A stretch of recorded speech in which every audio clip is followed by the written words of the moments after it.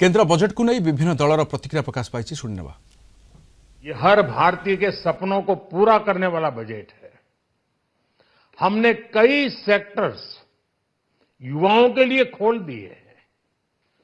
सामान्य नागरिक विकसित भारत के मिशन को ड्राइव करने वाला है। ये बजट एक फोर्स मल्टीप्लायर है। ये बजट सेविंग्स को बढ़ाएगा, इन्वेस्टमेंट को बढ़ाएगा, कंजम्पशन को बढ़ाएगा और ग्रोथ को भी तेजी से बढ़ाएगा। हम बहुत प्रसन्न हैं। पहले देश के विकास का बजट है। देश में पूंजी निवेश हो, रोजगार के अवसर मिले, उद्यमशीलता बढ़े, छोटे उद्योग आगे बढ़े, किसानों की चिंता की गई है।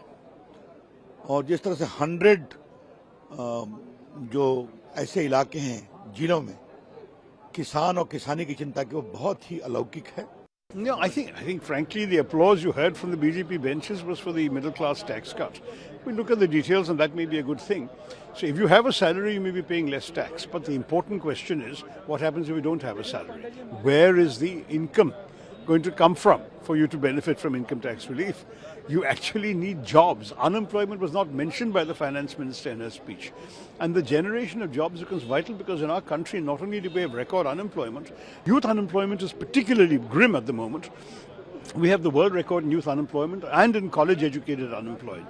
So what is the method to generate jobs for these people? मैं कहूँगी ये मिडिल क्लास की सबसे बड़ी जीत है। ये 240 वोट पर आने की जीत है, क्योंकि जिस तरीके से पिछले 10 साल से मिडिल क्लास की यही मांग थी कि हम लोग सैलरी कमाते हैं, उससे ज़्यादा खर्चा हमारा टैक्स में चला जाता है, ना सेविंग होती है, ना इन्वेस्टमेंट होता है। आज फाइनली उनकी सुनवाई हुई है, तो मैं उसका स्वागत करती हूँ। तो बिहार तो मेरी कमजोरी है, बिहार मेरी मजबूती है और बिहार मेरी शक्ति है, मेरी ताकत है।